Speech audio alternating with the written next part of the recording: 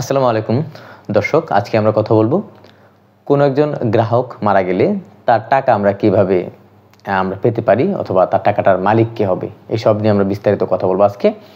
এবং এই বিষয়ে যদি নমিনি না থাকে অ্যাকাউন্টে এবং সেই টাকাটা কে পাবে, নমিনি নাবালক হলে সেই টাকাটা কে পাবে, পুরোপুরি ওভারঅল আমরা একটা ধারণা নেব কোন একটা মৃত গ্রাহকের টাকা কোন সিস্টেমের মাধ্যমে আপনারা পেতে পারেন সেটা নিয়ে।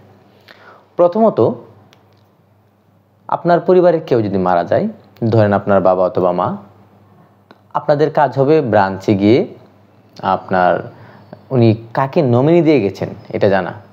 প্রথমত আপনি যদি জানেন যে আপনি নমিনি, তাহলে আপনি ব্রাঞ্চে যাবেন। ব্রাঞ্চে গিয়ে আপনি একটা লিখিত আবেদন দিবেন যে আমার বাবা অমুক ছিলেন, ওনার অ্যাকাউন্ট নাম্বার এত, উনি গত এত তারিখে মারা গেছেন এবং ওনার মারা যাওয়াতে নমিনি হিসাবে আমি সমুদয় টাকা উত্তোলনের জন্য আবেদন করছি। অতএব নিবেদন এই যে আমার বাবার মৃত্যুর পরবর্তী ওনার অ্যাকাউন্টে সমুদয় স্থিতি অথবা সমুদয় টাকা আমাকে প্রদান করার জন্য বিনীত নিবেদন করছি। তো আমি আপনাদের একটা নমুনা দিয়ে দিচ্ছি। এরকম নমুনার মধ্যে আপনারা একটা আবেদন করবেন, তারপর আপনার নাম, ঠিকানা, মোবাইল নাম্বার, স্বাক্ষর সহ আপনি অ্যাপ্লিকেশনটা জমা দেবেন। বরাবর ম্যানেজার সোনালী ব্যাংক পিএলসি অথবা যে ব্যাংক সেই ব্যাংক অনুযায়ী কোন শাখা কোন জেলা এটা দিয়ে। এটা গেলো প্রথমে আপনার আবেদনটা। আবেদনের সাথে আপনি একটা ফটো নিয়ে যাবেন, মানে একটা ছবিযুক্ত আবেদন আপনি ব্রাঞ্চে জমা দিবেন। এখন এমন হয় কি, কখনো কখনো কারো নমিনি থাকে না অ্যাকাউন্টে, উনি অথবা অ্যাকাউন্ট অনেক আগে খুলছে, বর্তমানে তো ডিজিটাল অথবা এনআইডি কার্ড আছে, অথবা এনআইডি কার্ড ছাড়া আবেদন হয় না, অথবা নমিনিরও আইডি কার্ড লাগে, এনআইডি কার্ড লাগে। কিন্তু একটা সময় ছিল যে নমিনির আইডি কার্ড থাকতো না, অথবা অনেকে আছে যে তারা ঘরের মধ্যে নমিনির কোনো তথ্য না দিয়েও অ্যাকাউন্ট করে গেছেন, এরকম অ্যাকাউন্টও বহুত আছে। তো সেই ক্ষেত্রে আপনাদের যাদের কেউ আত্মীয় মারা গেছেন কিন্তু তার নমিনি পাওয়া যাচ্ছে না, সেক্ষেত্রে আপনাদের দ্বারস্থ হতে হবে আদালতের দ্বারস্থ। তার মানে যদি অ্যাকাউন্টে নমিনি না থাকে, সেই অ্যাকাউন্টে আদালতের দ্বারস্থ হয়। এখন ব্যাপার হচ্ছে, যদি নমিনি না থাকে সেক্ষেত্রে আমি বললাম যে আদালতের কাছে যেতে হবে। আদালতের কাছে না গিয়েও ব্যাংক কর্তৃপক্ষের নিজস্ব কিছু পাওয়ার আছে, সেই পাওয়ার দ্বারাও আপনাকে সেই টাকাটা ওনারা ওয়ারিশন সনদ যেটা আছে আপনাদের উত্তরাধিকার সনদের ভিত্তিতে দিতে পারবেন। এটা কিভাবে হবে আমরা একটা লিস্ট দেখব। সোনালী ব্যাংকের ক্ষেত্রে আমরা যদি চিন্তা করি, তাহলে ম্যানেজার যদি প্রিন্সিপাল অফিসার হন, তাহলে তিনি 10,000 টাকা এভাবে ডিসবার্স করতে পারবেন আদালতের অনুমতি ছাড়া। সিনিয়র প্রিন্সিপাল অফিসার মানে এসপিইউ উনি যদি হন ম্যানেজার, তাহলে উনি 20,000 টাকা দিতে পারবেন। যদি ইনি এজিএম অ্যাসিস্ট্যান্ট জেনারেল ম্যানেজার হন, তাহলে তিনি 50,000 টাকা এইভাবে দিতে পারবেন। ডিজিএম যদি হন, ডেপুটি জেনারেল ম্যানেজার, তাহলে তিনি 1 লক্ষ টাকা। এবং পরবর্তীতে থাকে জেনারেল ম্যানেজার জিএম দিতে পারবেন 2 লক্ষ টাকা। Deputy managing director DMD head officer, ওনারা 3 লক্ষ টাকা দিতে পারবেন। এবং সিইও অ্যান্ড ম্যানেজিং ডিরেক্টর মানে একদিন দিতে পারবেন 8 লক্ষ টাকা। এটা হচ্ছে একটা রেঞ্জ। তো নর্মালি আপনারা কোনো একটা শাখায় গেলে দেখবেন কি, হয়তো উনি প্রিন্সিপাল অফিসার অথবা এসপিও ম্যানেজার হবে কমনলি, 2-1টা শাখা অথবা কিছু শাখায় অথবা উপজেলা শাখাগুলো বড় শাখাগুলোতে এজিএম থাকবে। তার মানে এজিএম উনি 50,000 টাকা আপনাদেরকে আদালতের অনুমতি ছাড়াই, আদালতের সাকসেশন সার্টিফিকেট যাকে বলা হয়, সেই সাকসেশন সার্টিফিকেট ছাড়া আপনাদেরকে টাকাটা দিতে পারবে।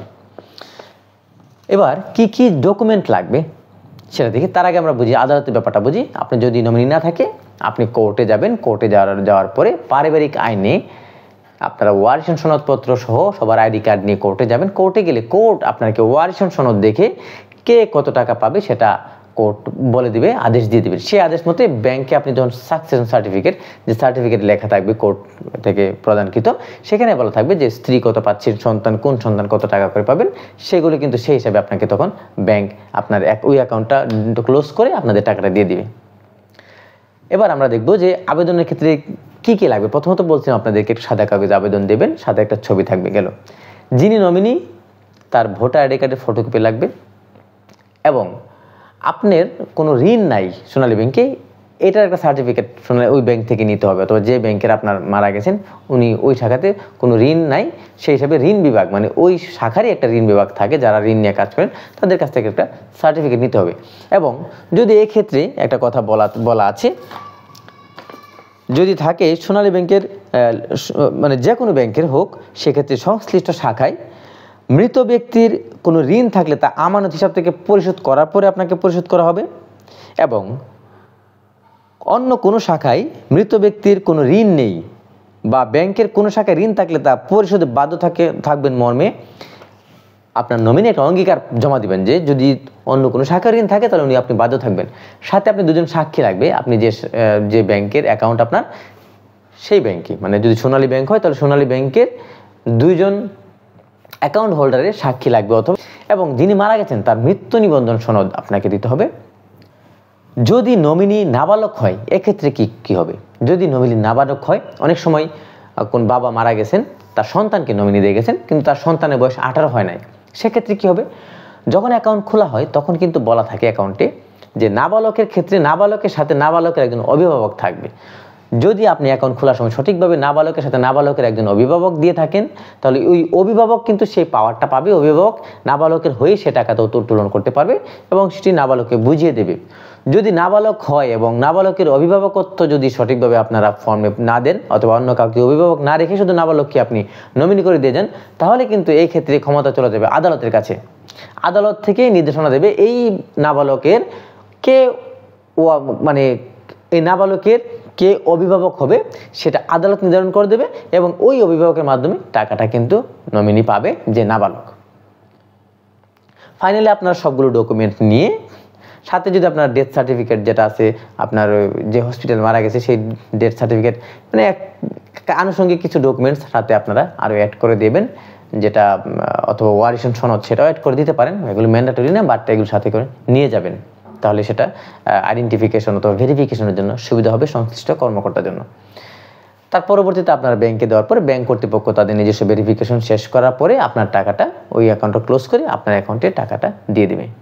এই হচ্ছে কোনো একটা মৃত ব্যক্তির অ্যাকাউন্টের যদি স্থিতি থাকে, মানে টাকা থাকে, সেই টাকাটা কী করে তার উত্তরাধিকার অথবা নমিনির মধ্যে ভাগ করে দেওয়া হয়।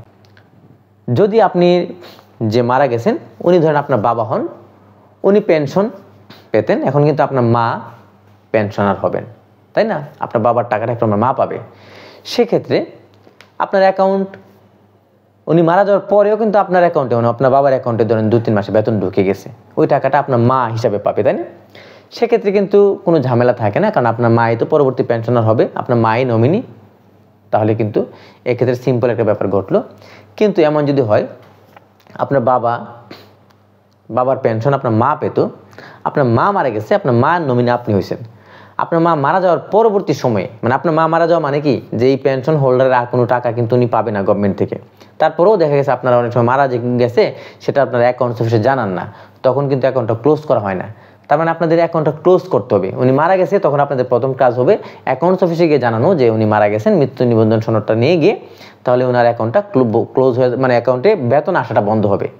কারণ যদি ওনার অ্যাকাউন্টে ওনার মৃত্যু পরবর্তীতে কোনো বেতন আসে সেই টাকা কিন্তু আবার অ্যাকাউন্টস অফিসে চালানোর মাধ্যমে জমা দিতে হবে, সোনালী ব্যাংকের মাধ্যমে অথবা যে ব্যাংকে আপনি জমা দিবেন সেই ব্যাংকে চালানোর মাধ্যমে গভর্নমেন্টকে টাকাটা ফেরত দিতে হবে। তাহলে আপনাদের যদি দেখা যায় যে আপনি নমিনি কিন্তু আপনার মা আপনার বাবার পেনশনটা পেত, সেক্ষেত্রে আপনি যদি টাকাটা পেতে চান, আপনার মা মৃত্যুর পরবর্তীতে কোনো টাকা যদি স্যালারি হিসেবে ঢুকে থাকে সেই স্যালারিটা চালান করে গভর্নমেন্ট অ্যাকাউন্টে দিতে হবে। চালানের কোড কোনটা হবে সেটা আমি আপনাদেরকে দিয়ে দেবো সেখানে। এবং মুক্তিযোদ্ধার ক্ষেত্রে যদি মুক্তিযোদ্ধা কেউ মারা যান, ধরুন উনি মুক্তিযোদ্ধা ভাতা পেত, উনি মারা গেছেন, ওনার সন্তানরা কি এখন ওই নমিনি কি টাকা পাবে? এক্ষেত্রে কিন্তু একটা নিয়ম আছে, তা হচ্ছে মুক্তিযোদ্ধার সন্তানদের ক্ষেত্রে মুক্তিযোদ্ধার সন্তানরা হারাহারিভাবে টাকা পেয়ে থাকে। উনি মুক্তিযোদ্ধা ভাতা পেত, মুক্তিযোদ্ধা ভাতা টাকা প্রাপ্য হচ্ছে ওনার সন্তানরা। উনি মারা গেলে ওনার ওয়াইফ নমিনি হবে, ওনার ওয়াইফ যদি নমিনি হয় তাহলে ওনার ওয়াইফ পরবর্তীতে মানে যেটা 20,000 টাকা করে ভাতা পায় সেটা পাবে। যদি মুক্তিযোদ্ধা মারা যায়, মুক্তিযোদ্ধা ওয়াইফ মারা যায়, তাহলে সন্তানরা পাবে, সন্তানরা কিন্তু হারাহারিভাবে পায়। যদি 5 জন সন্তান থাকে 20,000 টাকা, সবাই 4,000 করে পাবে, এরকম। এখন যিনি মারা গেছেন, যে আপনার মুক্তিযোদ্ধা বাবা ছিল, মুক্তিযোদ্ধা উনি আপনার মা পেত, আপনার মা মারা গেছেন, এখন আপনার মা মারা যাওয়ার পরে ধরেন আপনারা পরবর্তী 5-6 মাস টাকা আপনাদের অ্যাকাউন্টে ঢুকছে, সেই টাকাটা এখন আপনারা নিজেদের নামে করে ফেলছেন, করতে করতে ধরেন 4-5 মাস লেগে গেছে, তখন 4-5 মাসে যে টাকাটা ঢুকলো প্রায় 80,000 টাকা বলেন, 1 লাখ টাকা বলেন, এই 1 লাখ টাকার মালিককে ওই অ্যাকাউন্টের নমিনি নাকি আপনারা ভাই বোন সবাই? মুক্তিযোদ্ধা ভাতার ক্ষেত্রে মালিক হচ্ছে আপনারা ভাই বোন সবাই, ঠিক আছে? এক্ষেত্রে কিন্তু আপনার নমিনি যে আছে, ধরেন আপনার বড় ভাইকে উনি নমিনি করে দিয়ে গেছেন, তার মানে এই না যে আপনার বড় ভাই এই মুক্তিযোদ্ধা ভাতাগুলো সবটা পেয়ে যাবে। মুক্তিযোদ্ধা ভাতার ক্ষেত্রে আপনারা ভাতাটা পাবেন হারাহারিভাবে, যে আপনারা 5 ভাই বোন আছেন, 5 ভাই বোনই 1 লাখ টাকা সবাই ভাগ করে 20,000 করে পাবেন। অথবা আপনারা যদি সবাই মিলে গিয়ে ব্যাংকে আবেদন করেন যে আমাদের সবার টাকাটা আমাদের বড় ভাইকে বড় ভাইয়ের অ্যাকাউন্টে দিয়ে দিক, আমরা সেই ক্ষেত্রে রাজি আছি, এটা লিখিত দিলে ব্যাংক কর্তৃপক্ষ ব্যাংক অ্যাকাউন্ট ক্লোজ করে আপনার বড় ভাইকে টাকাটা দিয়ে দিবে। সেখান থেকে আপনারা নিজেদের মধ্যে অ্যাডজাস্ট করতে পারেন।